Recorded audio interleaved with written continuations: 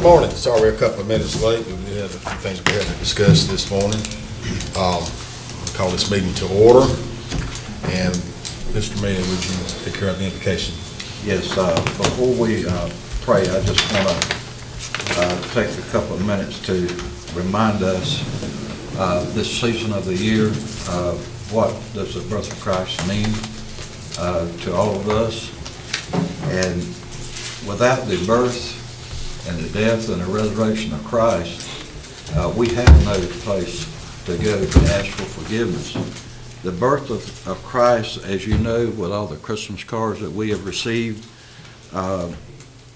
stands for hope, peace, joy, and love. And that can be attained through the birth of Christ. Paul the Apostle in 1 Corinthians chapter 13, verse 3, he was addressing the church at Corinth. He said, and I want to speak on love, this part of it. And though I bestow all my goods to feed the poor, and though I give my body to be burned, which means sacrificed, but have not love, it profits me nothing. Love suffers long and is kind. Love does not envy. Love does not parade itself, is not puffed up. Love does not behave rudely, does not seek its own, is not provoked, thinks no evil, does not rejoice in iniquity, but rejoices in the truth, bears all things, believes all things, hopes all things, and endures all things. Love never fails. Let us pray. Father God, we are again grateful that we can come together today to conduct the business of this county according to how you would have us do that. And Father, this special time of the year, we just are thankful for the birth of our Lord and Savior, Jesus Christ. And Father, as we look into our hearts this season, may we find that hope, peace, joy, and love that only you can provide. Father, we're grateful today to live in this United States of America. We ask, Father, that this coming year, 2017, that we as a country may go back to our founding fathers' Judeo-Christian principles, that we abide by the Constitution, that we go by the rule of our Christian beliefs. Father, as we thank you today for our emergency services people, our firemen, our policemen, our sheriff's department, all our emergency services, and Father, our veterans that have sacrificed so much for our country. But Father, as we look into this season that's coming up, may we not just see this birth as a miracle during this season, but all year round. Father, we're grateful for your love and your mercy upon us. Thank you for leading us today in the direction that you will have us to go. These things I ask in your name. Amen.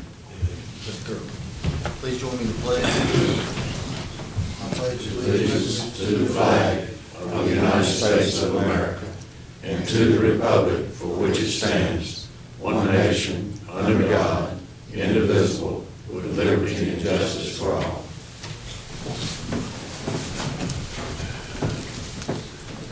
All right, next on the agenda, everybody had the opportunity to read the minutes of the last meeting. And I'll entertain a motion to approve. So moved. Have a motion on the floor. Any discussion? No discussion. All those in favor, if you raise your right hand. That's unanimous. Okay, we also need to approve the adjustment meeting we had on the same date. I hope everybody's had a chance to read it. I entertain a motion to approve. So moved. Have a motion on the floor. Any discussion? All those in favor, please raise your right hand. Mr. Wood, there's any adjustments to the agenda this morning? We have one, Mr. Chairman, and that is to add the Gateway lease between Gateway and the city for the transfer station property. And we're a party to that because we're guaranteeing the rural portion of the lease for the payments for 10 years. Okay. Are there any other adjustments to the agenda this morning? I will be adding under my comments, Okay. the MRAC exterior. They are ready to move forward with ordering those materials. We have previously picked the bricks and everything, but they just want you to look at it one more time and say grace over it. So I'll be handing that out during my comments, and just make sure everybody's comfortable with that. I forgot that you were going to do that already, so. Anything else anybody wants to add to the agenda this morning? If not, I entertain a motion to approve the agenda as it stands. So moved. All right, have a motion on the floor. Any discussion? All those in favor, please raise your right hand. It's unanimous. Got a couple of minutes, but we'll go. Oh, formal recognition, I'm sorry. I almost went by that. So if everybody will join me down up front.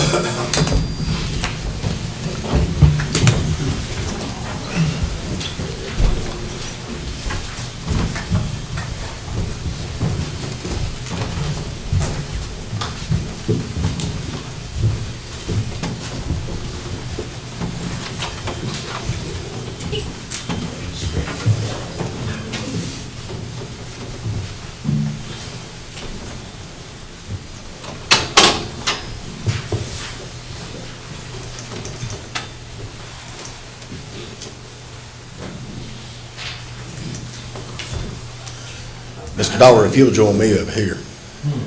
Okay. You get to come over here. I want to present to you a plaque of our appreciation of the work that you've done this past year.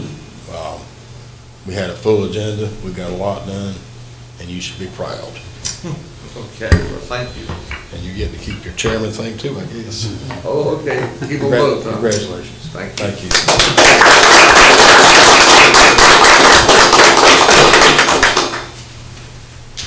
And I think we have another recognition too, don't we? Yes. Is that for me or you? No, I don't know, is it you? I'll let you. Okay. Well, as y'all know, this is Marcia's last meeting with us.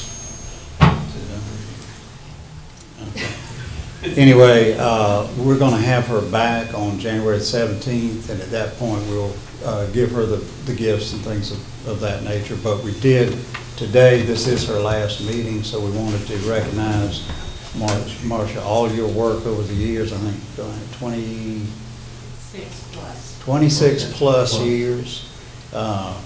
And it's been a great ride, and we appreciate everything you've done for the county. Wish you every happiness in your retirement years down in Bluffton, South Carolina.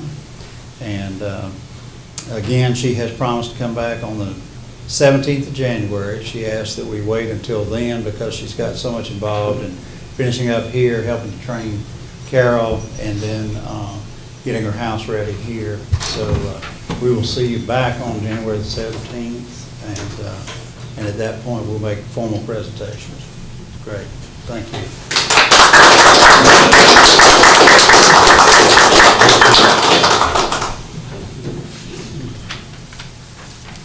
So you're gonna miss us so much, you're moving out of the state. She's going through withdrawal.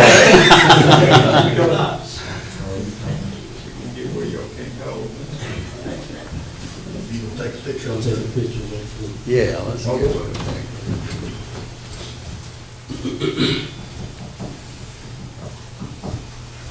It's not the camera that work now.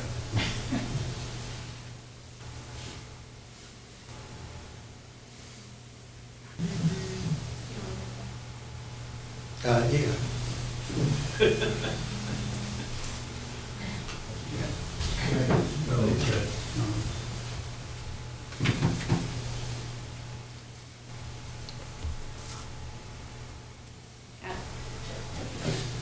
Thank you.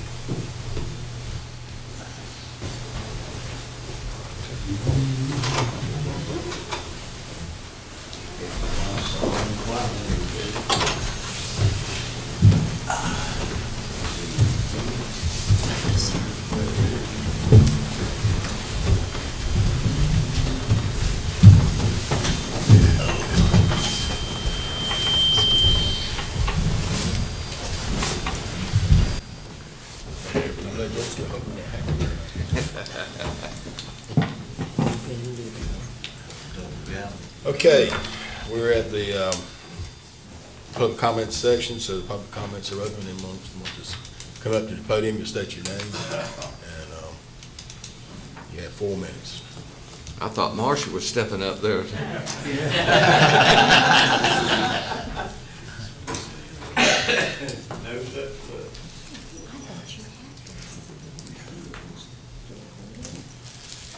Tom Drew, P.O. Box 587, Goldsboro, 27533.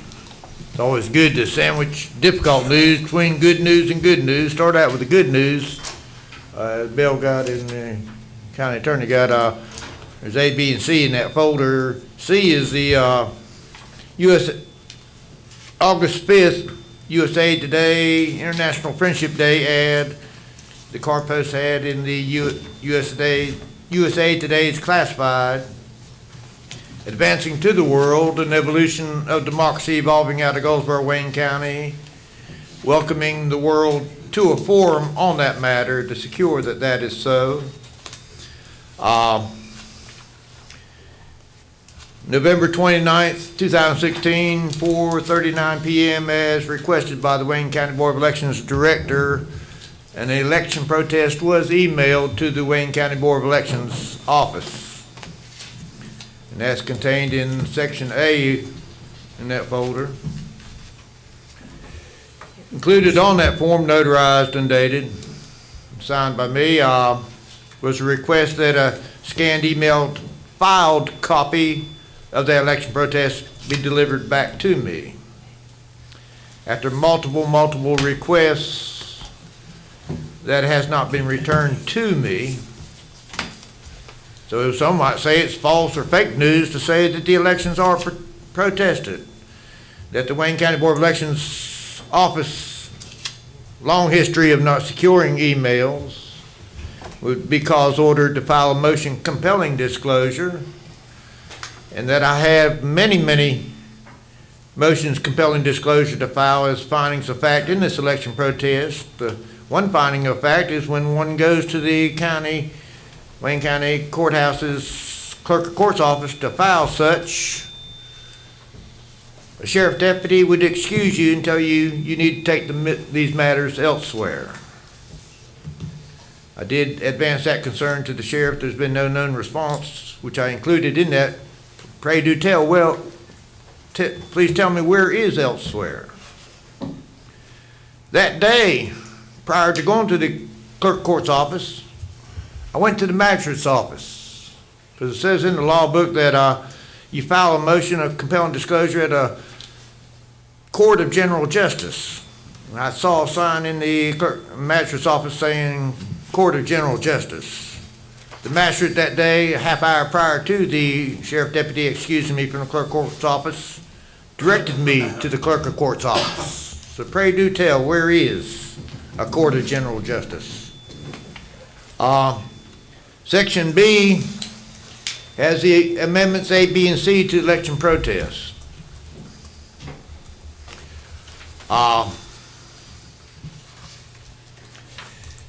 Significant to those are the North Carolina Constitution, Article 1, Section 10, and Section 29 and 35. 10 is all elections shall be free. Thus one would say fair. Especially 35 addresses the need for recurrences. That's a review of principles of our electoral due process. 30 seconds left. And on a good note, there's another evolution of communications in Wayne County. This fist bump is called tee up. So when somebody goes to fist bump you, put the thumb up. Better yet, 2 thumbs up. Thank you, Mr. Drew. Is there anyone else who'd like to speak? Please come on in.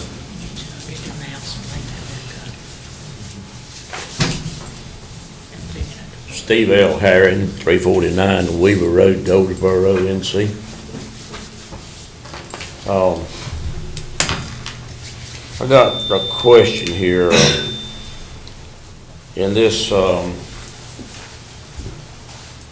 junk vehicle ordinance, page 5, section E, close to the bottom. It says the county may require a person requesting to remove from private property of any junk motor vehicle to indemnify the county against any loss, expenses, or liabilities incurred because of the vehicle removal, storage, or sale. And I was under the impression that once the 2 complaints had been filed for a junk vehicle being on somebody's premises, that it was turned over to, once that was filed, it was turned over to the sheriff for removal of the vehicle or whatever, that it was in their hands from then on. And I wouldn't think it'd be appropriate to require a person requesting the removal of a private property of any junk vehicle to be held responsible from there on. I just had that question, and I thought maybe y'all might want to, as a group, look this over, and you may want to delete that portion of it, because it is, once the complaint has been given, it's in the hands of the sheriff and the board of directors and all. We got a work session later today, we're gonna be talking about it. Do what now? We have a work session later today about it, so we'll. Okay, I just wanted to bring that to y'all's attention, just had a question about it. Okay, All right, thank you. thank you. Anyone else?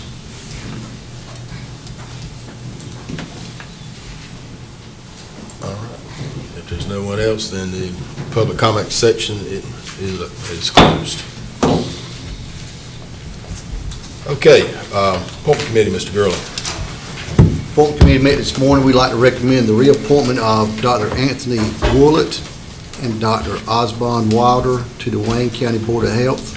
I'd like to put this in form of a motion. Have a motion on the floor, any discussion? All those in favor, if you'll please raise your right hand. It's unanimous. And I'd like to make one announcement on the Housing Appeals Board. The Wayne County Board of Commissioners are accepting applications for the Housing Appeals Board. And like all Board of Commissioners appointments to boards and committees, application available online or may be requested from the county manager's office. That concludes, thank you. Okay, thank you. Let's move to unfinished business. Mr. Wood? On unfinished business, the first thing is a motion to approve the waiver of certain county fees. This has to do with the fee waivers that you put in place shortly after Hurricane Matthew. We put those in for 45 days, and in talking with Steve Stroud, our chief building inspector, he feels like we need to extend that time on the building portions of that, which would include all the permits dealing with construction, which would be plumbing, electrical, HVAC, mechanical, and general construction, and also for any wells and septic systems that would be involved as well. And I just want to stress this this waiver, which we're asking you put into effect for March 31, 2017, is only for those properties affected by the hurricane. So, for instance, if someone's building an apartment complex or a new house somewhere else and it's not affected by that, those fees would not be waived. This is strictly for those who were victims of the hurricane. So we need a motion to approve, is that what Yes. we're looking for? Okay. So moved. Okay, we have a motion on the floor to approve. Is any discussion? Hearing none, all those in favor, you raise your right hand. It's unanimous. Okay, you're still up, Mr. Wood. On the lease. On the lease, Mr. Parker's been working with Gateway and the city on this. And Mr. Parker representing both Gateway and us on the lease. We would ask that you approve the lease, subject to Borden's final review of the document. He's done that, but we always reserve that in case we see something else as we go through. Motion to approve, Mr. Chairman. Okay, we have a motion on the floor to approve. Any discussion? All those in favor, if you'll raise your right hand. It's unanimous. Moving on to the consent agenda. We didn't actually go through a lot of that this morning because we were kind of rushed to get into closed session. Is there anything of those tax exclusions that President used to value that we need to The tax go over? exclusions are fine. The excuses that they have given or the reasons for not doing it in a timely manner are valid. So Mr. Lumpkin's good with it then? We're recommending that you approve them. Okay. Well, let's move on to the budget minutes because I do think we need to discuss that. Okay. First budget amendment you have is for inspections for $3,500. This is for additional funds to purchase a Ford truck that was included in the original budget. And that price was on state contract, but the state contract price had exceeded what was in the budget, so just wanted to make you aware of that. For the sheriff's office, $2,500, $2,501.41. This is insurance monies received on 2 accidents in the sheriff's office. I think they were both related to deer. For longevity, you will see an attached worksheet that has various departments and amounts listed. These were over budgeted amounts for longevity due to the merit increases and pay reclassification, so we had to adjust the longevity that was paid out accordingly. You will see one for rope, and that is the Rural Operating Assistance Program.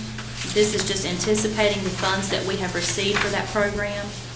We received both rural funds and elderly and disabled funds for DSS and services on aging. Mr. Chairman, Yes, sir. if I could go back to Sure. the longevity. Okay. I'm understanding that you are reducing a line item on hospitalization. So you're taking some of those dollars from hospitalization? Yes, sir, that's correct. Reason for that is you'll have some turnover during the year, so you won't need all the hospitalization. Okay. Right. Okay, thanks. I'm sorry. I'll try to keep up with you. Oh, that's okay. For the sheriff's office, $8,220.66 for controlled substance, and then there's another one behind it for controlled substance. This is to basically adjust that line item to what we have actually received for the year. We budgeted an amount at the beginning of the year, and so we are reducing what we budgeted, but bringing forward what they've already anticipated for this year. Any questions on that one? Okay. For JCPC Family Preservation, $73,917. This is a program that just inadvertently was left out when we budgeted for the JCPC program. There was really nothing different about that. It's just that program was left out, so we want to get that one in there. We can pay those funds out to them. And then finally, we have budget amendment for Hurricane Matthew. And as you can tell, this is a long one. This is anticipating FEMA reimbursement and insurance reimbursement. However, I do want to say that is not set in stone. We are just anticipating what we'll receive on those. But the expenditures that you see listed are expenditures that we have actually incurred already today, and that includes payroll. Question, what kind of turnaround do we expect for reimbursement typically? Anybody can answer that? I know we're dealing with FEMA. Yes. Thank you, ma'am. And this is a new process they're doing now. We used to, we would fill out all the PWs or project worksheets, and it was a pretty good turnaround time, a few months. They're doing something new this time. We're just giving them the information, and then FEMA will be filling out the project worksheets for us. And Mr. Wood, myself, and Commissioner Daugherty went to a meeting with the state, and they assured us that they would keep us in a loop on what those reimbursements would be and when we could expect those reimbursements. So this is kind of a new process that FEMA is doing.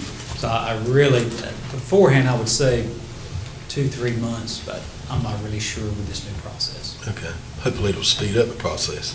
We did not get that impression. Mayo, the reimbursement for insurance should be quicker than that, hadn't it? I would imagine so, yes. Yeah. That's just a big chunk of change. I'm kind of concerned about that.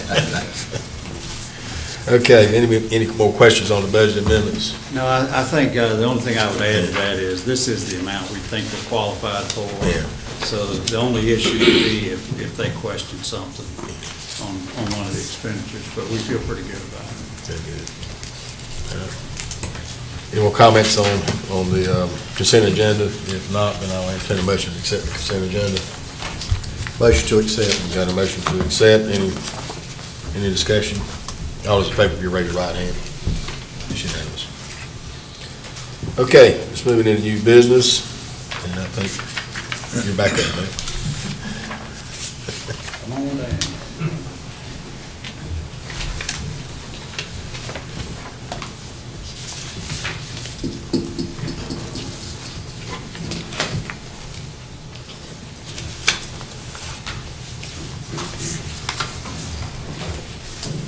In your agenda packet, you should have a letter, a memo that I sent to Mr. Wood.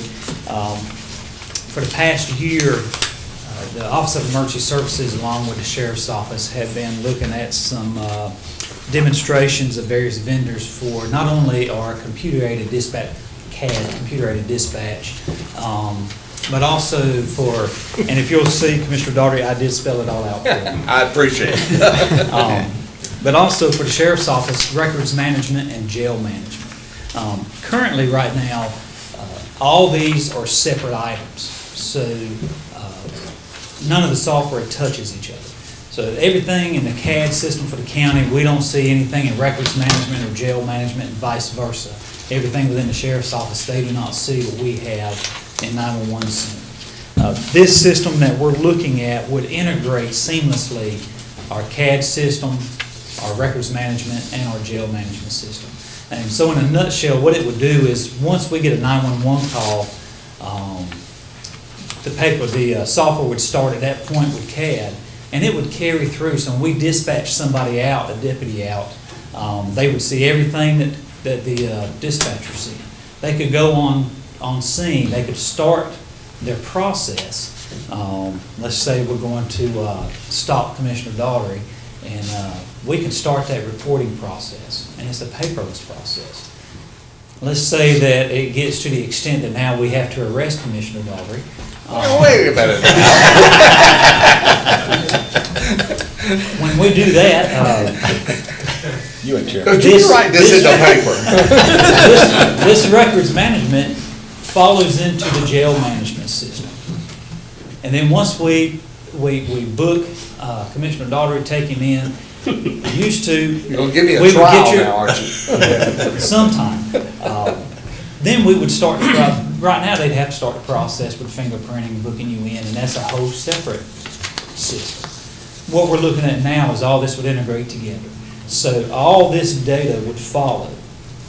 So a lot of redundancies would be taken out, a lot of errors and omissions would be taken out by doing this. The other things to look at is the records management and jail management for the Sheriff's Office.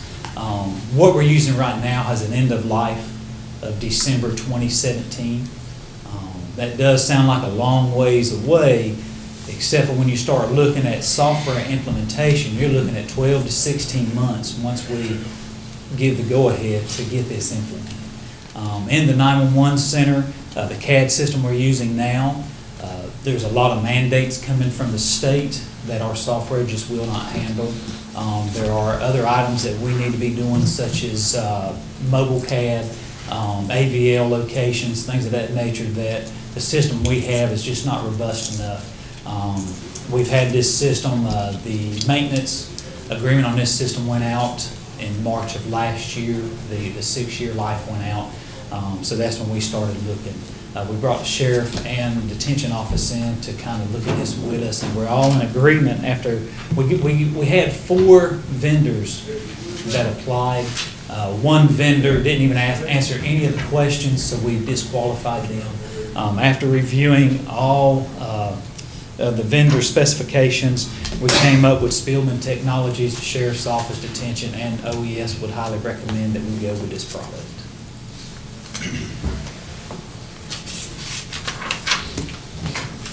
Questions? I know we got them. Mr. Chairman. Yes, sir. As I mentioned a few weeks ago, we have this same problem in the private sector.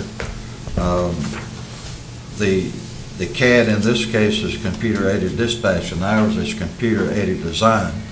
And so this is something that faces the private sector as well as the public sector for this reason, that software at a certain point ends up costing you rather than helping you. And so I want to make it clear that I understand and support what's been brought to us this morning. Thank you, Mr. Chairman. I have a question. Has our IT folks looked at this? Yes. They have? They've been involved. Okay. And I think you may have answered this question to me already too. Are they a single entity or are they part of a larger company, Spielman? Spielman is actually, when we started this process, the company we have now has been bought out 3, 4, 5 times. To the point now that the company we're with, the public safety side is just a small blip on what their financial records are. So we don't get the help. Spielman, when we started this process, Spielman, that's all they do is public safety. So that's their number one goal, is public safety, CAD, records management, and jail management. Okay. And they're in good financial standing themselves as well? We did a lot of background checks with other counties in the state, also other counties in other states, and they seem to be very solid. Okay. Go ahead. Mayor, look into your crystal ball. What's the life expectancy of this? You know, what, 6, 7 years maybe, or? Well, on most software, what you usually look is anywhere from 5 to 7 years. But I can tell you the one thing that Spielman Technologies offers that we've not been able to get offered from anybody else is a lifetime upgrade. So once you buy from Spielman Technologies, anytime they have an upgrade, you get the upgrade. Anytime that you have to add new users on, there's no license fee. They give you a total site license. So once you buy it, then we talked to a county that started 15 years ago with them, and they're up to date and they've never spent another dime. Software-wise, you still have to upgrade your hardware, but software. Mr. Chairman, Yes, sir. am I the only one in this room that is appalled to see a cost of over $3 million? $3 million? You're talking about, over 10 years. Over 10 years, that's a $3 million cost. That's a lot of money. That's some serious money. It certainly makes me pause.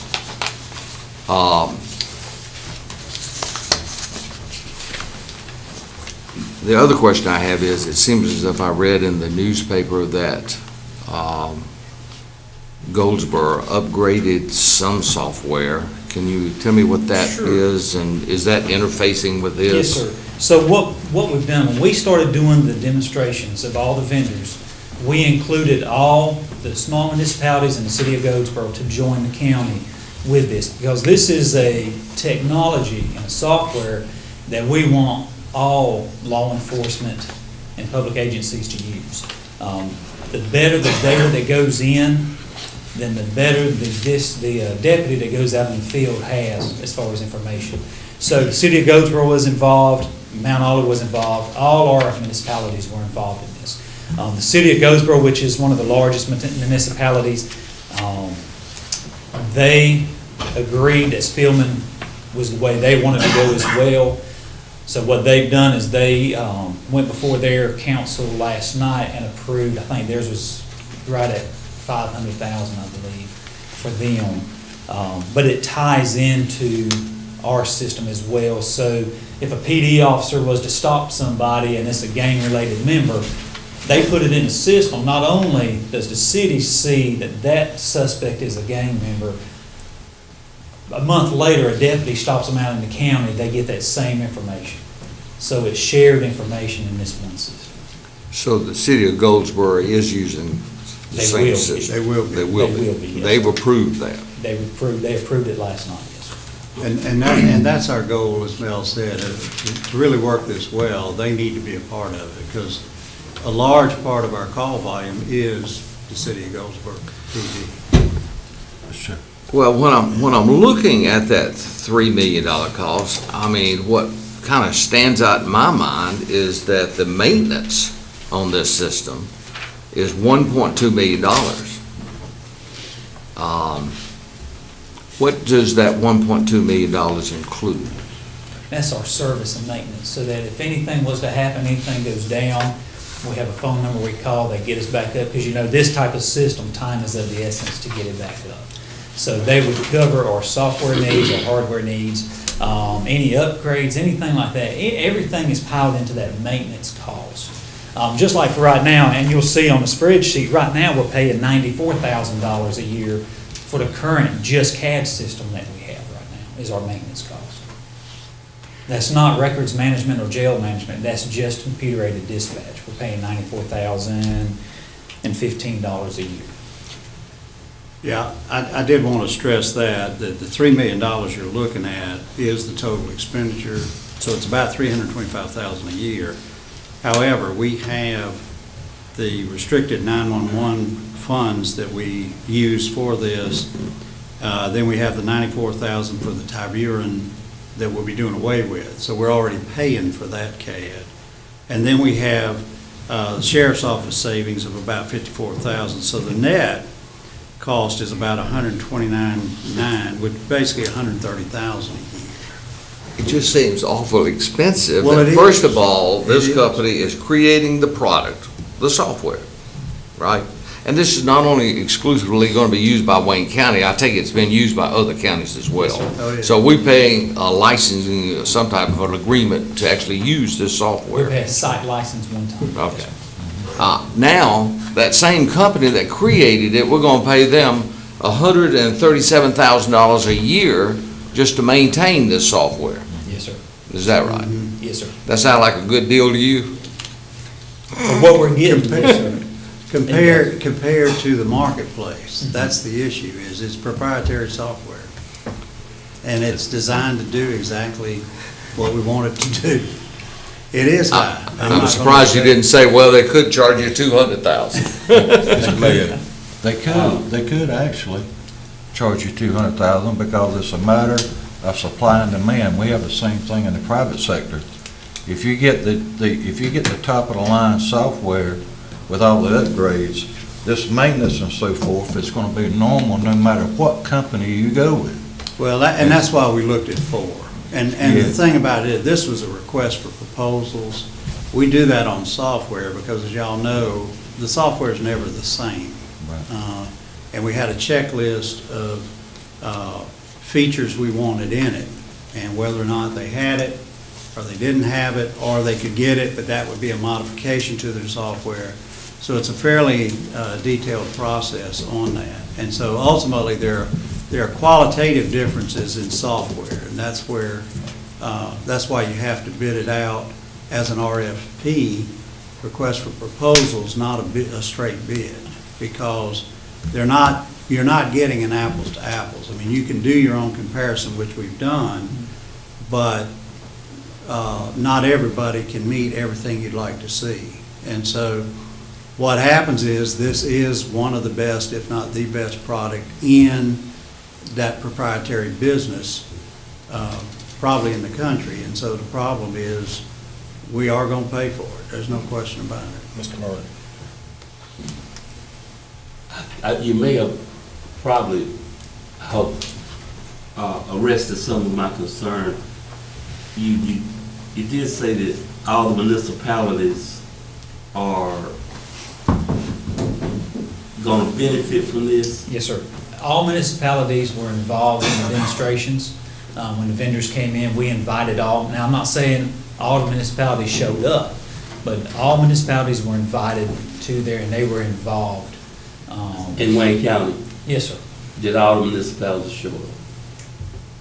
Daniel? Not to every meeting. Sir? Not to Well, every meeting. Are they, whether they showed up to every meeting or not, are they involved? And I heard you say that Goldsboro would have about $500,000 buy-in to this. What about Mount Olive, Fremont, Pikeville? What would be approximately their percentage? We're not sure yet. We did talk, because the city of Goldsboro is such a large municipality, we felt like they needed to go on their own. Fremont, Pikeville are 1 and 2-person departments. We felt like that we could absorb them in, and then we'll come back and look at that at a later date, and the same thing with the town of Mount Olive. A later date? Yes, sir. Where they'll already be in the system, they'll already be using it, and then if we feel like we need to do any kind of user fee, we may. But at this point, we saw it was such a minute amount of money that we did not force them to go out on their own bid. Typically, if you were going to charge them, you would look at the volume of calls, because that's really the impact on our system. And what he's saying is their call volume relative to Goldsboro is very small. Right. So they are included in the system. Well, And they're using they'll be on the 911 system regardless. The issue is, do they want to use the records management system? Well, if you're a really small department, you probably wouldn't pay for it, but if the county makes it available at no cost, you probably would. There's a benefit to us because we want everything in there so that we can call it up, because when an officer goes out and responds to a call, we want to know everything we can about them. If they've been picked up in Mount Olive, or they're wanted in Mount Olive, or whatever, we want all of that on there, so that before we send that officer through the door, we've given him as much information as we can about what he's dealing with.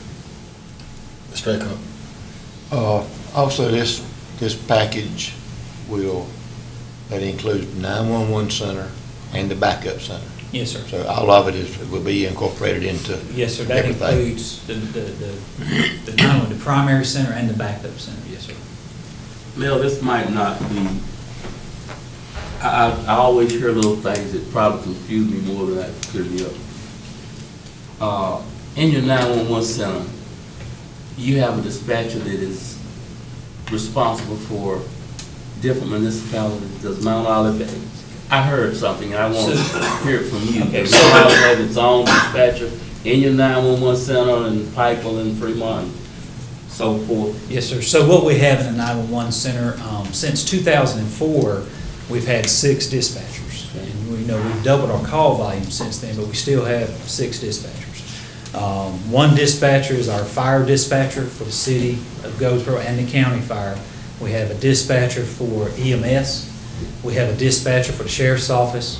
We have 2 dispatchers for Goldsboro Police Department, and then we have a dispatcher for Mount Olive and the smaller municipalities.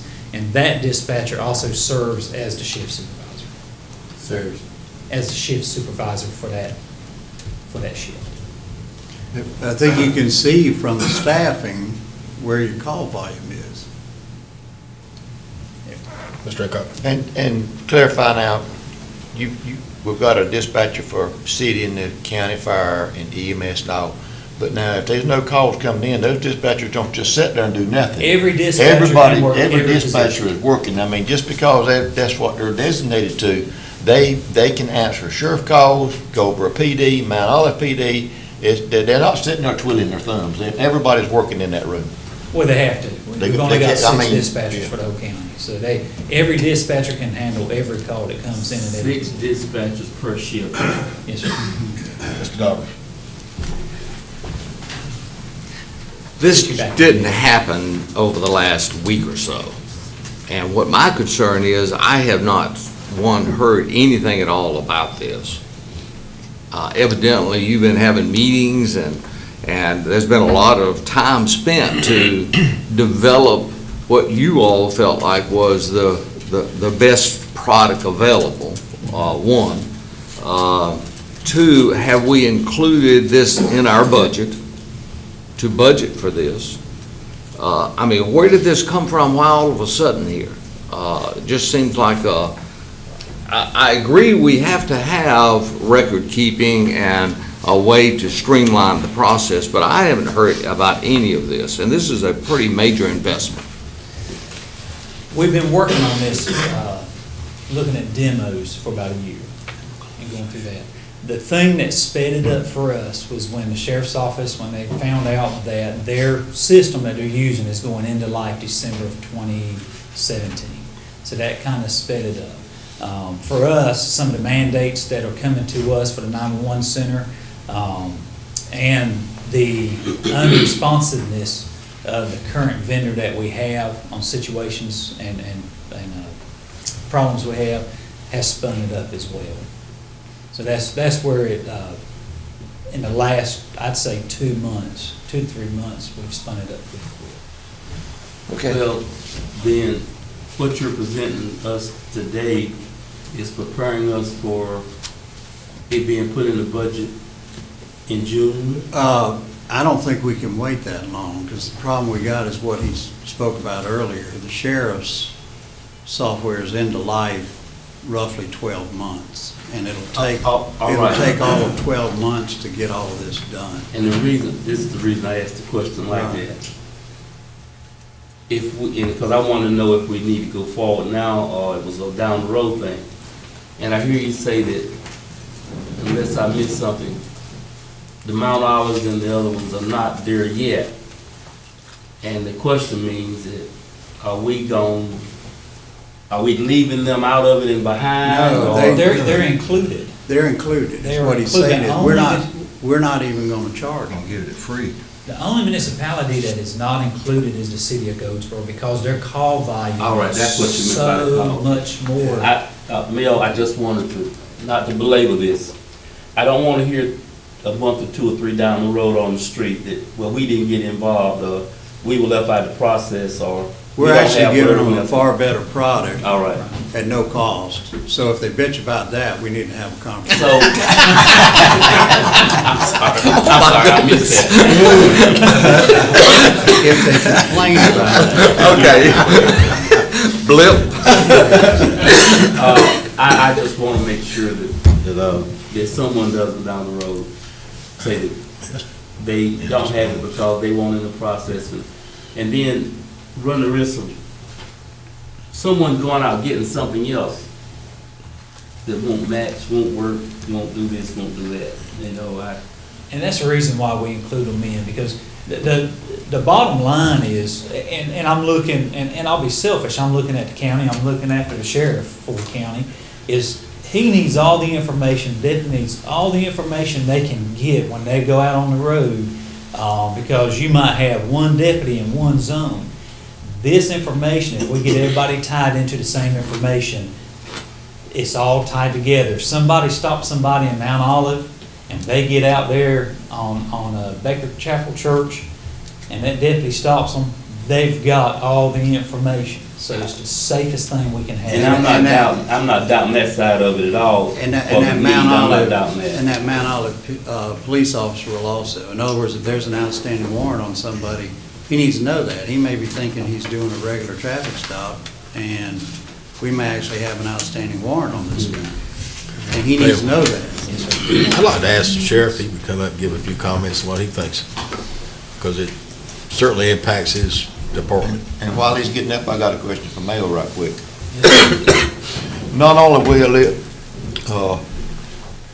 help the sheriff's department, when you dispatch EMS and fire, I mean, information is going to pop up too. I mean, you hear it right regular on radios. The EMS is dispatched, and they have to put them in a holding position until law enforcement can get there. I mean, all of this is going to intertwine together, and so it's not. The sheriff's department and PD probably is going to be affected the most, but that doesn't rule out EMS and fire. Especially EMS. Fire may not be quite as involved, but EMS is We can't send those EMS workers in, into something they don't know what they're going into either, and it's going to intertwine Right, together. and all of it does integrate. Everything. And before the sheriff comes up, I think I, Mr. Mayor. Yeah, I just, correct me if I'm wrong, where was it, where were we at when you gave us the details on this? We had a meeting over the last couple of weeks. Yes, sir. It was in the agenda. Agenda meeting. Huh? Agenda meeting. The agenda meeting? Yeah. Okay, all right. Chairman. Mr. Chairman? Good morning. Good morning. This, one thing I really like about the system, it's gonna cut our paperwork in half. Right now, when a report is generated in the field, the deputy generates the report, he prints a copy. The personnel in our office generate 3 copies that have to be disseminated. If that person is arrested, the next process goes to the magistrate, then to the jail. It has to be generated for a 4th time. So one thing about that, not only is it a safety factor, it is going to be a savings. It's going to cut our paperwork in half. So I would like to say I completely endorse this and would appreciate any consideration on that. Would you foresee that it might save personnel spots too, that we might not be using? Exactly. You know, over a period of time as we implement this thing, it basically, I can see it going away with one position that it takes just to make copies and disseminate reports right now, and file reports that are on paper. It will now be electronic generated. Mr. Chairman. Yes, sir. You just hit on my point, and that is, we just invested a great deal of money over at DSS.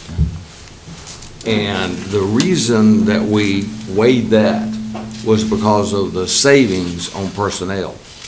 And I haven't seen any offsetting savings attributed to this software, because you're right, it should streamline the process. It should make information, once you put it in, seamlessly available for all of those departments, right into booking in the jail. It should streamline that, and I agree wholeheartedly with you.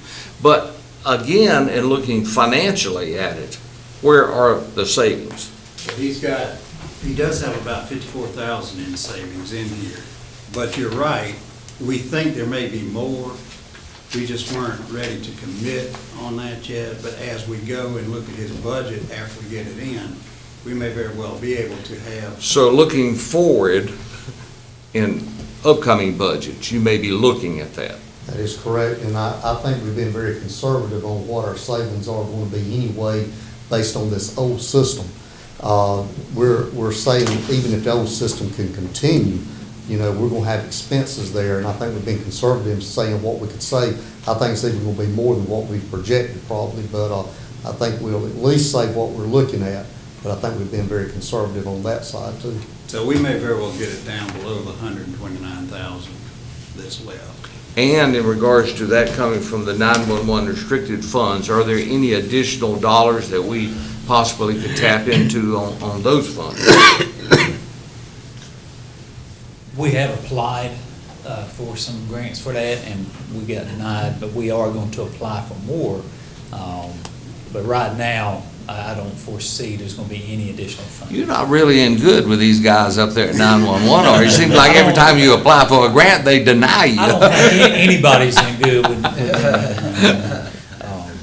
Okay, thank you, Mr. Chair. Mr. Chairman, Yes. while we have Mel here, may I ask him a question? I mean, it's not directly related to this, but it's an EMS question. I won't venture off into the weeds, in fact, but I just need. I got a hammer. I'm being very careful when I'm the chairman. He's restudied the rules, and I don't want to open up any can of worms. I'm always like to follow protocol. In my model the other day, I noticed that there were a couple of extra looking vehicles over around the EMS, over around the rescue building. My question is, are there extra personnel around Mount Olive these days? I saw some extra trucks. I don't know where they were just, they were backing out a bay that I had noticed a truck in. Has there been a shift of any of your personnel? I'd have to check for you. I couldn't tell you. You can't answer. I know we've been shifting. Nanette said she took delivery on the 2 vans this week, so, but we don't have the markings on it yet. Yeah, so we may be housing some Wayne Net trucks there, because we're getting, Wayne Net, and I apologize if I go too far, Chairman. Wayne Net is growing so fast, we're having to get trucks in, and we just don't have anywhere to put these trucks, so we're scattering them in different places that we can put them in. The good thing about Wayne Net is it's scheduled base, it's not a response, so you can put them anywhere in the county, because they got to be somewhere at 8 o'clock, they just leave a little early. Mr. Wood, so is this the drop dead date we got to make this decision today, or? It would be preferable to make it today, but if you want to wait 2 weeks, but it would be preferable to make it today. Let me explain something. We have to give them a letter of intent on this, and we're ready to sign that if y'all are in agreement. Again, our concern is this, not having the sheriff's software being supported after this time next year. That's our overriding concern. And there's no negotiation on this price, or is this the? Are there representatives from this company in the audience? Yes, sir. Could we ask them to step forward? Yes. I wonder where these gentlemen were back there. Thank you for having us come up. Yeah, I've been dying to answer questions. So. Okay. And the first question I'll answer is yes, we're related. Would you identify yourselves first? So I'm Russell Andrus, Jeff Andrus, Spillman Technology. So yeah, first question is probably, are we brothers? Yes. Yeah. Twins? No. But brothers, yes. So I'm the sales rep that's worked primarily with the county and the agencies within the county. And Jeff's here representing our executive team. He's the director of sales over the entire company. So we're here to just do this, just for you guys, to make sure that any questions you have, we answer for you. What can we tell you? We want a price cut. So we want a discount today. Yeah. So let me tell you a little bit of the history of what you guys have actually done. They're being very modest in what they're telling you. They've seen about 5 demonstrations just from us. So we've come out multiple times and shown them multiple demos to ensure that everybody was involved, to ensure that Mount Olive came and some of the various other departments, to ensure that they understood what the system was capable of doing. I know that they've also seen demos from several other vendors, not to mention the RFP process that really forces vendors to put their name on paper and explain what they're capable of or not capable of doing. So they've done quite a bit of work, and within that process, we've given multiple quotes. We've given quotes on a whole for everybody in the county. We've given quotes by agency, so that Goldsboro knew what they were, what their cost would be, and what the county would be, even what 911 and the sheriff would be if they wanted it. So we went a lot of different ways. I gave them multiple quotes, and ultimately through the RFP process, we got to the price that we're at today. So it is actually a discounted price. They've done a good job coming to me and making me go to him and his boss to ensure that the quote was a discounted price. The quote actually comes in at about a 21% discount. That's something that Goldsboro asked us as well. So there's a considerable discount added to this quote. The benefit too is not only for your county and your agencies. There's multiple agencies throughout the state of North Carolina that have this system. And we have a data sharing tool that allows them to also query that system. So not only their local, state, and national databases, but they're able to also query and see, for instance, Randolph County. It's a countywide solution like what Wayne is looking to do here. So everyone in Randolph County, and they've been using Spillman for over 15 years. Everyone in that county is operating just like Wayne County is looking to do today. And they're able to query their system. Beaufort County is another agency. So throughout the state, and we've got a lot of other agencies that we're working with. Right around us. Right now, there's not immediately related to the county that are on Spillman, but that's not to say that we couldn't scale it that way. We could definitely work with those municipalities, and they could be brought onto this server if you wanted, or we simply tie them in using our Insight product that allows that data sharing. Are the other counties locally or surrounding us, are they facing the same issue of end of life and all that kind of stuff of the other softwares? I can't speak to. There'll be They will be facing the same issues with the state mandates that are coming down for 911. I couldn't speak for the RMS and JMS systems, but I do know they'll be facing the same mandates that 911's putting on all. When it comes to upgrades and enhancements, maybe this can help a little bit. I know Mel had mentioned earlier what your maintenance and support dollars every year includes. With Spillman, the practice for 30 years has been to include those upgrades and those enhancements as a part of your ongoing costs. But the system that the county and 911 are using currently, they follow more of the tradition of the market, which is you pay for those upgrades. So you buy a version, and when they go to a new version, there's some sort of fee to get the latest and greatest. That's not the case with Spillman. So a couple of pieces of maybe fiscal responsibility that I see Spillman provides that is unique to the industry are those upgrades and enhancements, as well as the site license. So you can put it in your main dispatch center, but you could also put it in an EOC. If you add additional officers or dispatchers, you don't have to come back to Spillman to buy additional licensing. It's a site license. That is not traditional in the industry. I hear you say it's upgrades and things like that, but this is a question. On any given, on a counter that you already have it in place and it's existed for a year, how many times have you had to go back on site to correct something with your equipment? And So Spillman has a support department where that's all they do. They're not developers moonlighting as support technicians. We've got a completely staffed of about 40 different service techs. That allows the agencies, over 1,700 customers across the country, to call in if they ever have a question or a concern or there's something that's not working quite right. Spillman is renowned for its uptime, and with mission critical software, that's imperative. So if there's ever a concern or something that needs to happen, Spillman can remotely log into the system, take a look at it, and fix anything. We do all of our upgrades and enhancements remotely as well. So the need to come on site is few and far between. I realized right in the middle of it, I was asking the wrong question about the on-site. I know I deal with these companies, so turn the system on, we're gonna look and see what's wrong.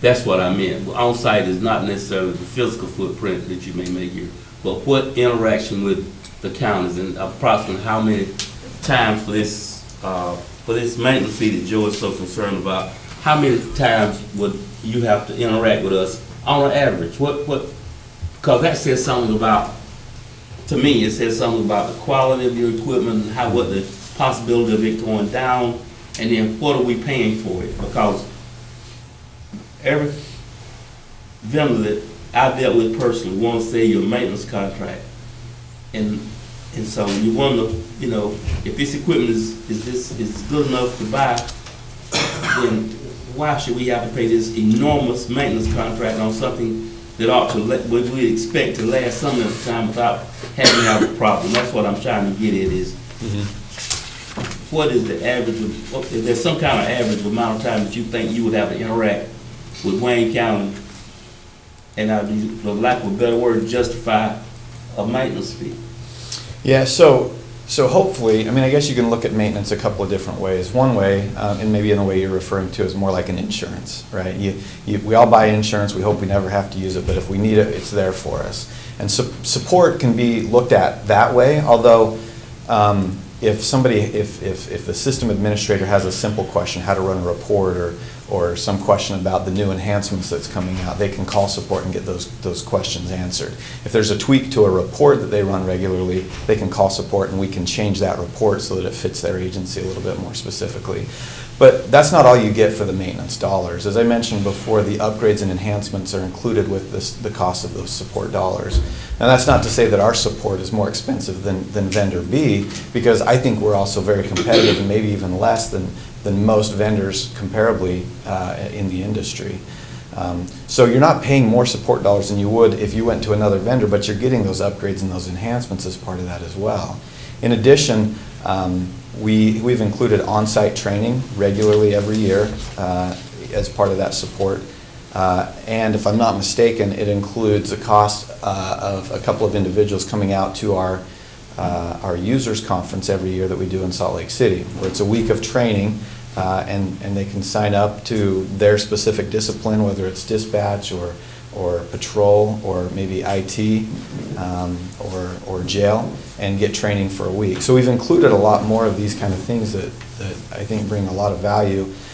One addition we've made recently as well is a learning management system, where it's an online learning system. So as new employees come on, they can log into this learning management system and get training on the software that was purchased. So we come on site, we'll do one-on-one training. We'll train every individual rather than train the trainer and hope that they train the agency up to our expectations, as well as on-site go-live assistance for a couple of weeks. So when we flip that switch, we've got a team here ready to answer questions and be looking over their shoulder as they go live. Any more questions?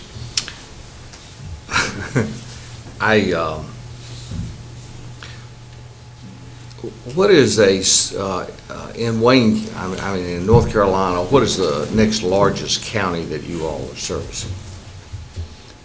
I would guess that's probably Randolph. I'm not sure how they compare in size with Wayne. That's fairly comparable. That's Asheboro. So it's similar size. It's fairly comparable. And I know that the sheriff's office and 911, they did do a visit to Randolph and spent considerable time with them and saw the system live and running. And how many counties in North Carolina are using your service? In North Carolina, I believe there's 5 counties total, with multiple police departments as well. Throughout the nation, there's over 1,700, almost 1,800 municipalities that run Spillman.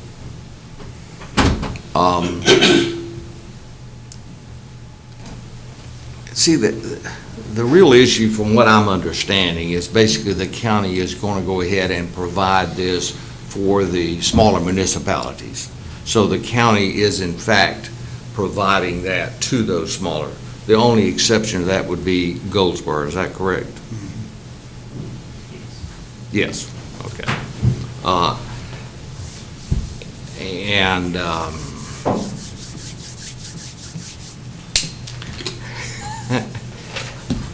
I'd really prefer that we postpone this decision to maybe even later in our meeting and allow you all to go back and sharpen your pencil just a bit, to bring back a little bit of a Christmas present. But I mean, it's a lot of money. It's a big investment. I understand you all are sold on the program because it is your program. But it's a large investment. But anyway. Well, I can appreciate where you're coming from, being a fiscal conservative myself. I know this is a lot of money, but there is a lot of value here too. And the stuff that Mr. Powers has talked to you about with the integration, the interoperability amongst agencies as well as within a department, I think the value is there. We're talking about officer safety. We're talking about response times to citizens out in the community. You know, being able to see the information the dispatchers are taking from the call. You know, if somebody in the ambulance shows up and they can see that there's a warrant at the location that they're arriving to, they can proceed with caution. If a deputy or an officer at Goldsboro is approaching a vehicle in the middle of the night, they can see that the car has been known to transport individuals that have been known to assault police. There's a lot of information, a lot of capabilities that the system provides, but maybe one of the most important is that officer safety aspect.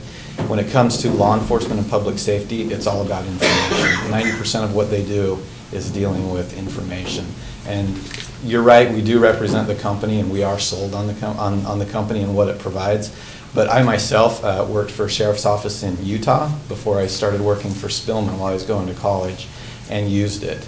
And I took it for granted because since then, in the last 12 years I've worked for Spillman, I've been able to go out and see the struggles that agencies have had in using antiquated software and antiquated systems. So I myself know, firsthand the value of this system. Mr. Boo? I have a question for Mel.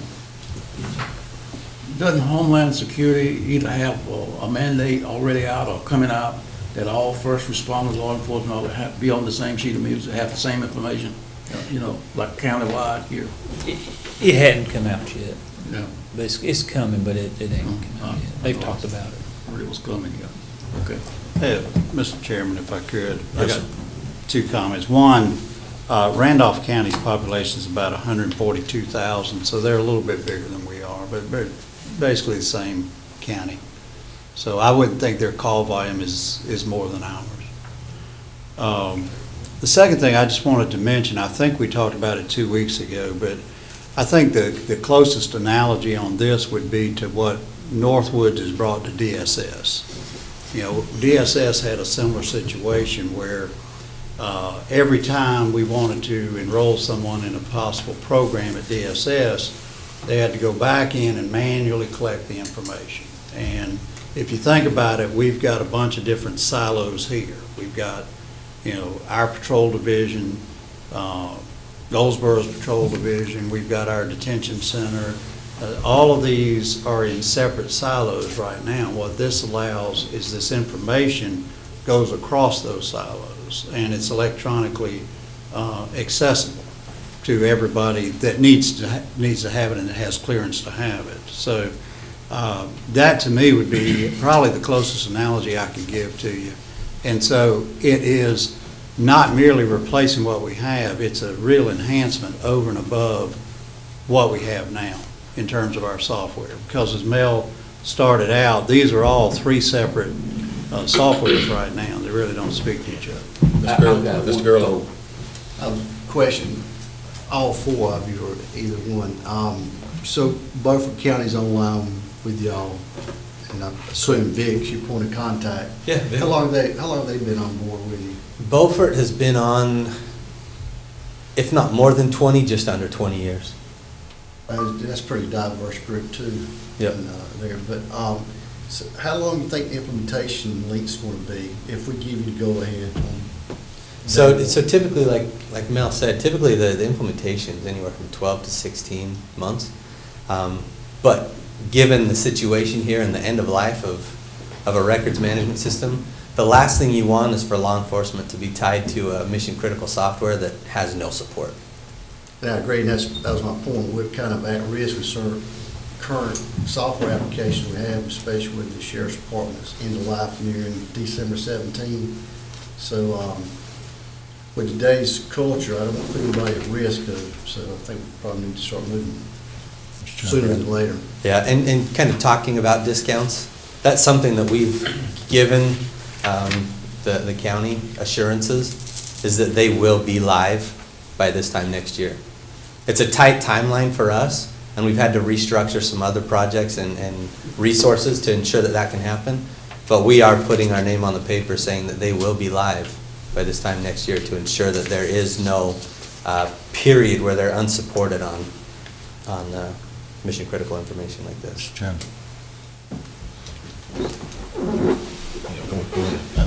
I just said, we beat this horse to death. Yeah, we heard And, but I just had a couple of things. Number one is that I'm from the private sector and the manufacturing sector, and we go through the same thing, of course. But I wanted to mention that I do agree with Commissioner Daugherty that if there's anything there on the table, I'd like for you to look at it. But here's what I like about what I'm seeing in this total package, because this has happened to our company in the past. You have longevity. You have a history. If you go and get cheaper software from someone that's been on the market for 2 or 3 years, and they're going to promise you all these upgrades, and you look out 7 years, but at the end of 2 years they go bankrupt, we're left holding the bag. And that's what's happened to our company in the past. So on our side, the manufacturing side, MasterCam is the utopia of our industry, and therefore we stick with that. So what I'm looking at is that I like your 15-year clients, your 20-year clients. That tells me something about how fluent you are as a company. Thank you, Mr. Chairman. Mr. Chairman, Yes, sir. I make a motion that we move forward with this project. Mr. Chairman, Well, we have a motion on the floor. Is there any discussion? Well, I had one question I wanted to ask Mayor. Well, you can do that. Okay. Do we have the hardware to support the software? The hardware is included in this, and the reason we do that is because and we found this out early on, when you start separating vendors, different vendors, when something goes wrong, they point fingers and blame each other. So we do sole source solution with one vendor, so there's no finger pointing. That satisfies my last little corner. And Ed, the other reason for that, remember, we're going to be keeping the existing center as our backup center. So we're going to need to keep that equipment when we move into the new 911 center. So if we, in order for them to bring it up, and that's part of the discussion we'll have is putting in the new, but then we can move it over to the new building. Because that's one of the discussions we've had. As y'all know, we don't have that building completed yet. In fact, at the second meeting, I think it is in January, we'll be having the architect come in and present the schematic on that to you. Mr. Chairman. Yes, sir. I am going to amend that motion, and the amendment is that we hold off until our next regularly scheduled meeting to vote on this matter. Okay, we have a motion on the floor. We have an amended motion. All those in favor of the amended motion, if you will raise your right hand. I'm sorry. Is that okay? So part of something that ought to be considered, and we've talked with the sheriff and Mel and those involved here that ought to be considered. The end of the year, as you know, is a pressing time for companies, but also for agencies and their budgets. We've got a couple of agencies in California, large agencies that are working with us right now that are pushing to also do a project. Of course, Spillman's resources for an implementation are limited, and we can't get everybody up and going at the same time, although they are staggered and it helps, but it's going to drag that out. Our project management team and our implementation services are a first-come, first-served basis, and we base that priority on a contract date. Those agencies are hoping to sign by the end of the year, if not the first part of next year. We would like to get these guys in front of them in order to be able to keep the commitment of having them live within 12 months. Mr. Chairman. Yes. I'll be glad to remove my amendment if you give me an additional 5% discount. Well, I'll tell you what I can do. I know we've gone as deep as we can on a discount, but I know too from the RFP that there are a couple of modules, maybe more than that have not been included, that I know that the agency is probably going to need at some point. We can look at including a couple of those modules. You will include those in those? Yeah, we could look at it. I don't know what they are. I didn't ask to look at. You would include those? I'll include one for sure, but I can't commit to all of them. Well, that's the best I can do. I will remove my amendment. All right, then. We have the motion on the floor. All those in favor, please raise your right hand. It's unanimous. Thank you, gentlemen. Thank you. Just a moment, Mr. Chair. Mel, if I might. That's why I wanted to. Please don't put me in a position of having to negotiate publicly. At least allow us some notification ahead of time. Will do. I'd appreciate it. Yes, sir. Thank you. Thank you, Mr. Chair. I think we need to take a 5-minute recess. Now y'all can go and arrest Joe Daugherty. You say we're going to have a 30-minute recess? Okay, we're down to the work session, and I think that's Mr. Crumper coming up to talk to us. Okay. All right, we've got 2 work sessions here. One is on proposed text amendments to the abandoned and junk vehicle ordinance. This is a work session.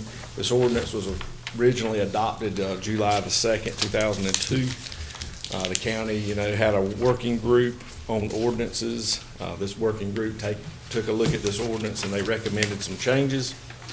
And we're going to go through those changes for your consideration here.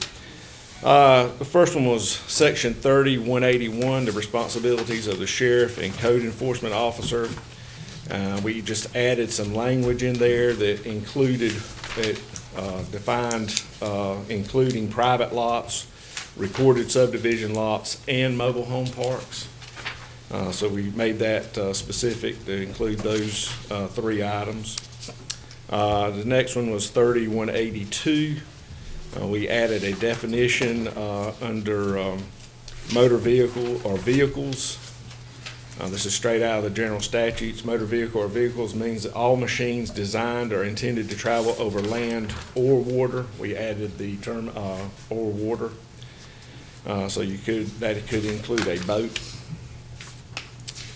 Modified section 30-183. We're on 110 of your agenda packages, by the way.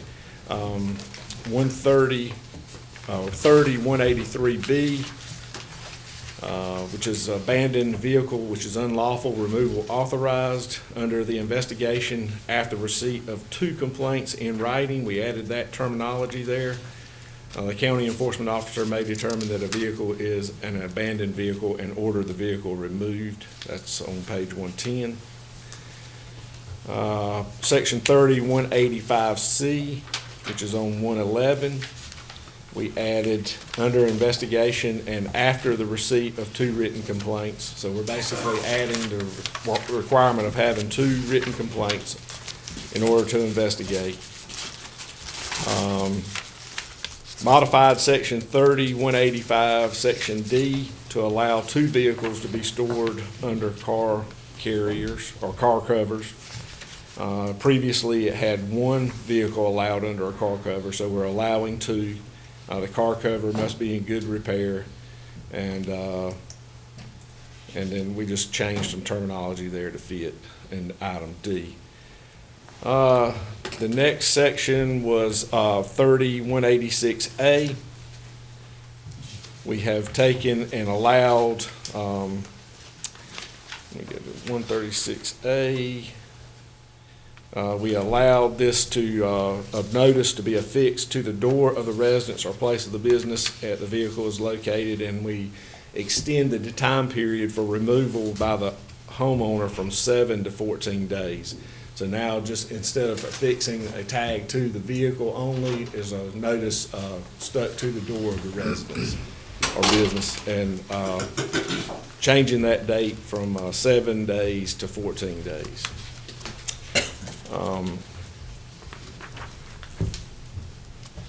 Modify section 30-190, and that is going to be on page 114. We are actually, it's going to be on 113. At the bottom, we struck out the language. It says, in addition, there shall be a vehicle redemption fee which shall be set by the Board of Commissioners. We struck that text out. 193, which is going to be on the next page, under the exceptions, we added unlicensed vehicles, antique vehicles, vehicles listed for tax purposes and not constituting a nuisance. That was number 5. There's a little more language. It says, this article shall not apply to motor vehicles to which the definitions set forth in 30-182 apply, but which are lawfully used for bona fide personal or business purposes as set forth below.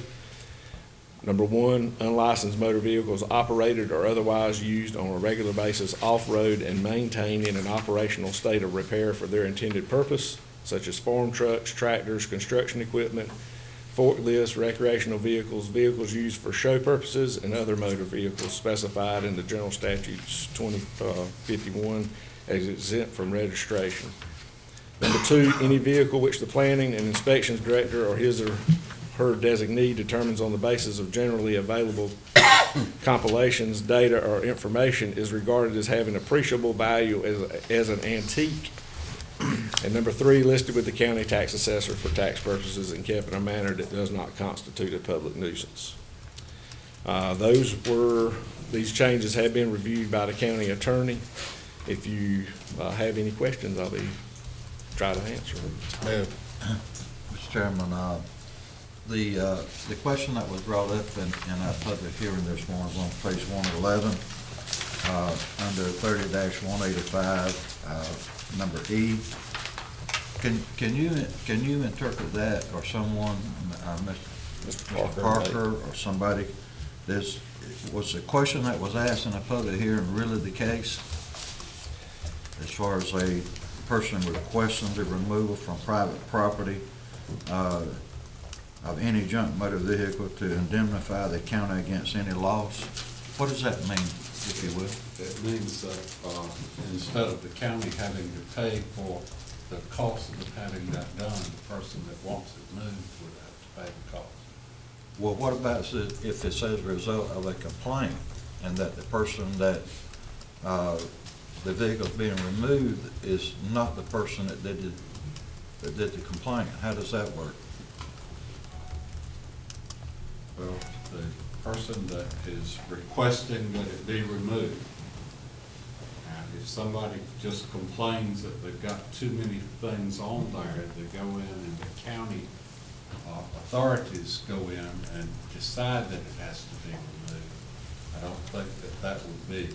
But if I had if I had a junk vehicle on my property. Yes. And I called up and said, this junk vehicle, I don't know whose it is, it's been there for 10 years, I want it get off, I should have to pay that, not the county. Right, and I understand, I think that's clear. Do we need to put something in here, though, to address the other situation?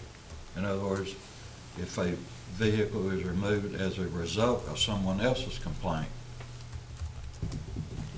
do we need to do something from that standpoint, Mr. Wood? Well, I was just looking at it. What if we put the removal from his private property? And that way it would be, if going to your example, if the owner of the property is asking you to remove the vehicle, that would be his property. Would you use his or their? Well, his, because it's a singular person. It says a person. So it needs to be singular on the, over here, from his private property. So the county may require a person requesting the removal from his private property of any junk vehicle. His or her. Well, we can put that. I would think so. I'm old school. His, I hear okay. Because you have dual ownership now. Okay. Attorneys don't work old school. Okay. But anyway, if we do that, that would seem to Yeah, Yes, I think that's deal with it. Okay. Okay. good point. Well, maybe I lost. Chip, does that mean, so, take an example. I complain about the neighbor next door having vehicles. I made the complaint. You don't You're have not to- liable. You're not liable. You're not liable. That was, But that if was it's Steve on your Geary's property. point. If it's on my property, I'm liable for having it, the tow truck to come and move it. Right. That's But if it's on the guy's property next to mine, Right, you're not liable. That's right. The owner is reliable. Well, all we're trying to do is guard against somebody calling up saying, I've got a junk vehicle, I want the county to pay to remove it. Borden's saying we shouldn't pay for that. That's right.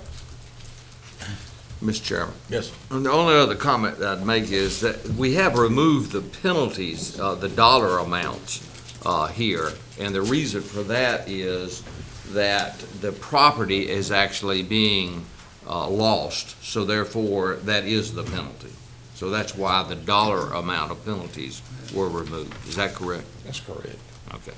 But you're also allowing an additional vehicle to be kept under the cover. You're extending the amount of time somebody has to respond from 7 to 14 days, so you're being more lenient in those respects. It's more than fair, in my opinion. Mr. Gurley?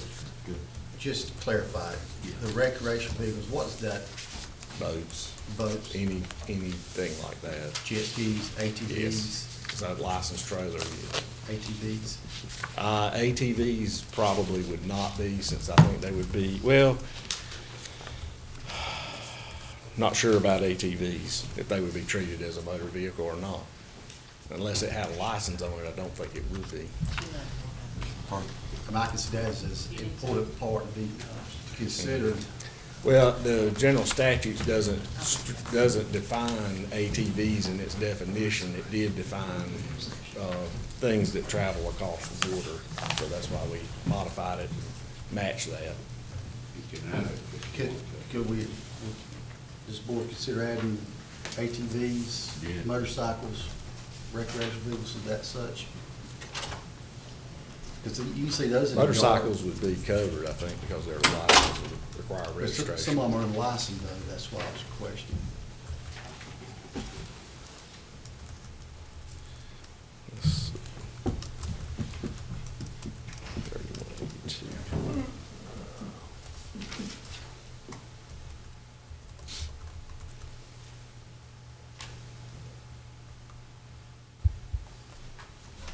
So in the definitions, add to the definitions ATVs. Is that what you're saying? Yes, and then aren't there some motorcycles that aren't licensed? You could have a dirt bike that's not licensed. Yeah, dirt bikes. Yeah. Yeah. I mean, you can Okay. get enough of them in someone's yard. In those cases, do Okay, exist. we can make that, Yes. we can make that modification. Thank you. In the interest of time, can we go ahead and move on to the mobile home Yes. park ordinance? Because we got an appointment at 11 Yes. o'clock. Okay, I think we do. same committee, looked at proposed changes to the mobile home park ordinance. This ordinance was last modified November 17th, 2009. Section 4262, which is page 119 in your agenda package, we removed the word continued. We struck that from that section. 4286B, which is on page 120 of your agenda package. We changed the penalty for violating changing the civil penalty from $50 to $100, and changing the amount of time that a person has to pay it from 10 to 30 days. And then we added a section there, non-payment within 30 days shall result in the issuance of a $50 delinquency charge. Section 4286B. Yeah, that was non-payment. 42143C1, which goes back to page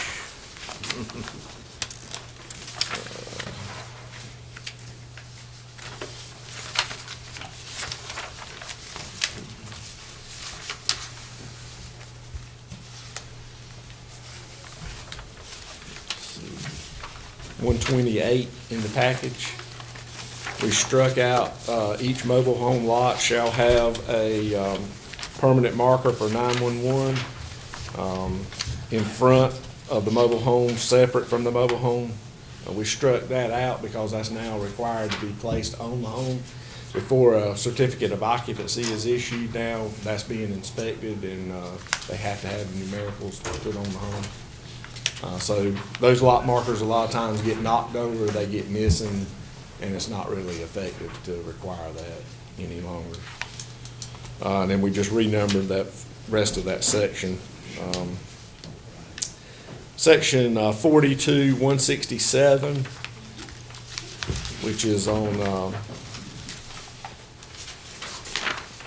page 129 in your agenda packages, we struck out letter A, the park owner shall prohibit the storage of junk motor vehicles in any portion of the mobile home park. Previously, the park owners were required to control their junk and abandoned vehicles. That's now going to be done, with the changes in the first ordinance. We added that language to include mobile home parks, so code enforcement or the sheriff's office could enforce that. Those are, that ordinance there. So we struck item A and renumbered the balance of that on page 129. And then also, we added in 42189, under the inspections, requiring the receipt of 2 complaints against a park for non-compliance, and remove the word continued compliance. In the past, the parks were inspected on a yearly basis. An inspection fee was charged to determine if a park was in continued compliance. Now the park, if it has 2 complaints against it, then a code enforcement will investigate that complaint and act accordingly. There is a complaint procedure there. Item C, in the event that any two persons has reasonable grounds to believe that any provisions of this ordinance is being violated, he or she shall make a report to the Wayne County Planning Department, which shall investigate the alleged violation. If the investigation reveals a violation, the officer has the authority to issue a written warning or civil citation per 42-86B and may obtain criminal process for the violation thereof. The investigating officer may utilize other enforcement measures as allowed by law if found to be necessary to render compliance.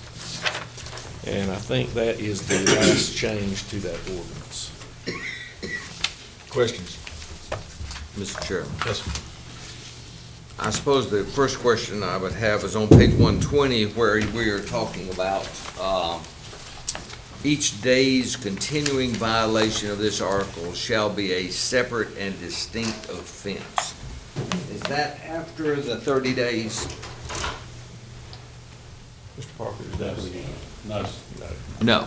So in other words, once a violation has been determined and the park owner is given that notification, are you saying that every day going forward would be a violation? As it's written. And that's fairly standard language. Yeah. Because obviously the intent is you want compliance with it. I understand, but you're basically only giving him one day to cure whatever the problem is. And that's, you know, that's kind of hard to do. I mean, you would need to give some period of time to allow him to cure whatever the violation is. Yeah, we don't typically start it immediately. But the way. Written warning is usually the first thing you do. A written warning with no civil penalty. Is that written in here? Yeah.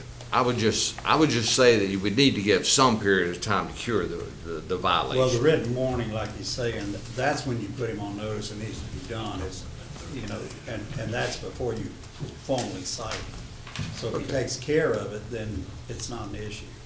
And you're not hitting him with every day as a separate offense at that point. You're putting him on notice he needs to get it fixed. And you give him a reasonable amount of time to do it. You haven't met Stewart, have you? He used to be an inspector here in our county. I didn't think he was still with us. Well, the point is that if it's written the way it is my concern. Yeah.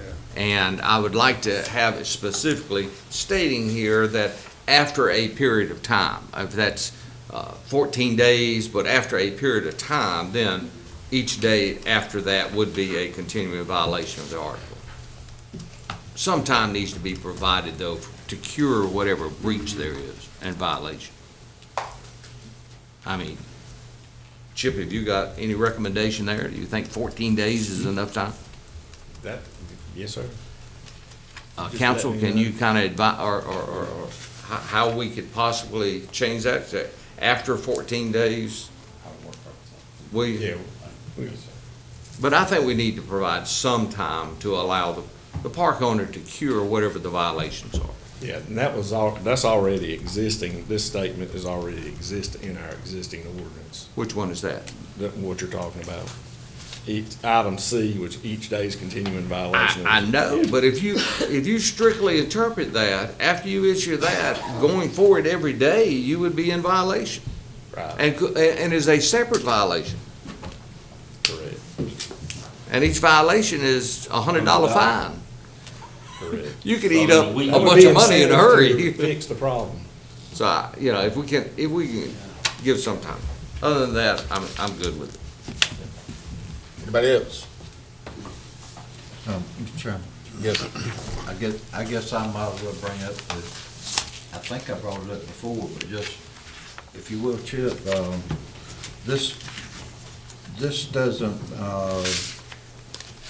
I'm looking at it overall and reading it, but this doesn't have anything to do with the county, and we talked about this, the county inspector being, and also having the authority to declare a mobile home abandoned for removal. This is a whole separate issue from this. This only deals with the actual mobile home park itself. Yeah. This doesn't deal with actual dwelling.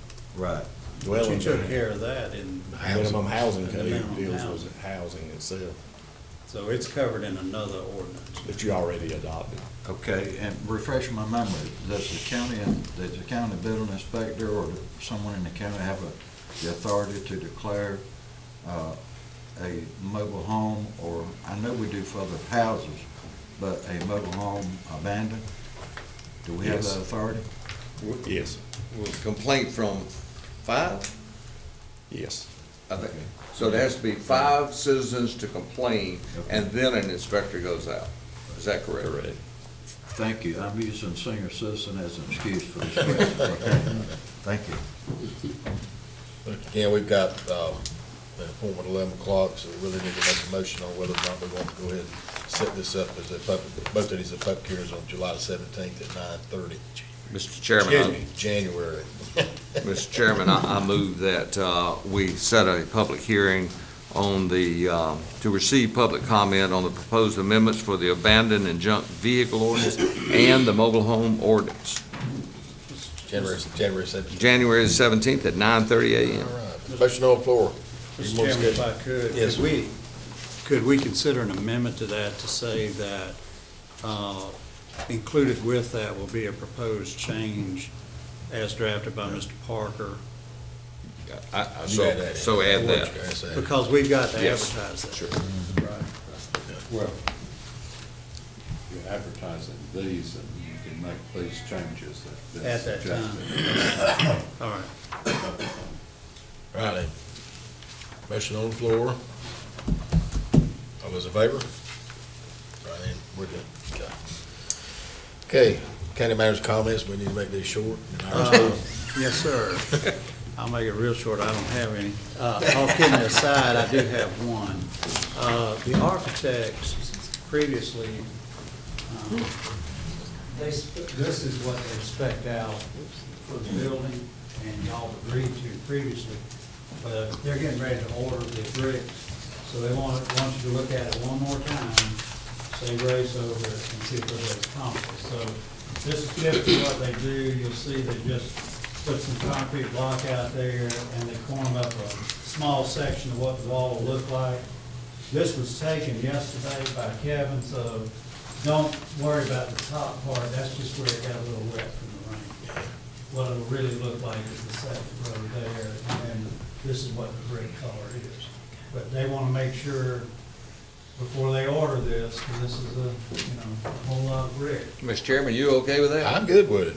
I thought we've already passed it once. With the exception they cleaned the brick up better than this. Yeah, remember this is just a demo. Yeah, demo. But I would like y'all to vote on that because they want to make sure everything's good. with- Mr. Chairman, I move that we accept the, this brick as so All right. presented.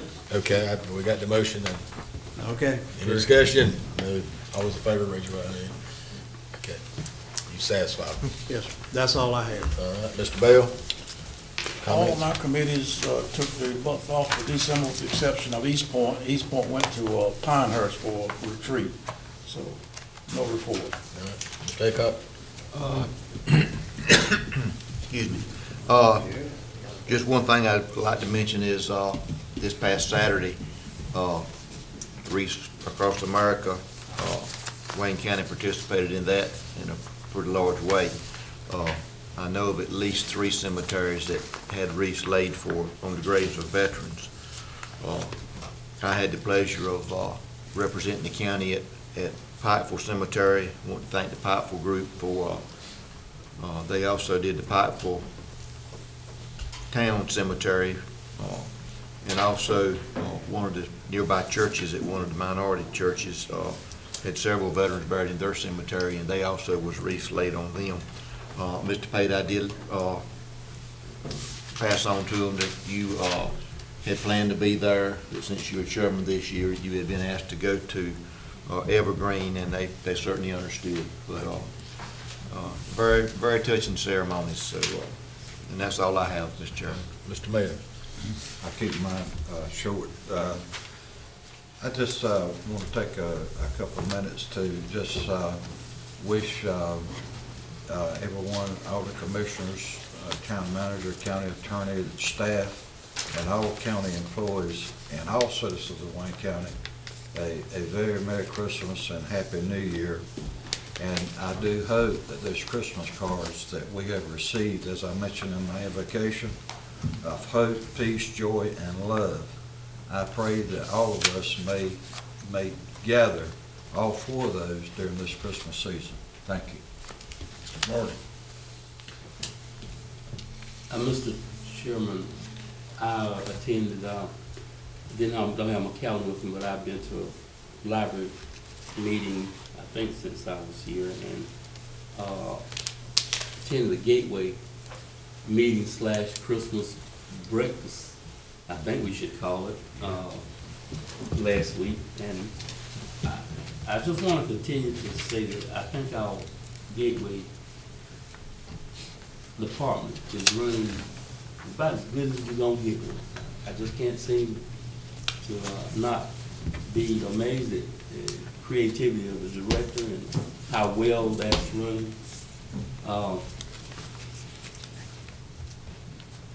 And I have one, this is sort of to the public,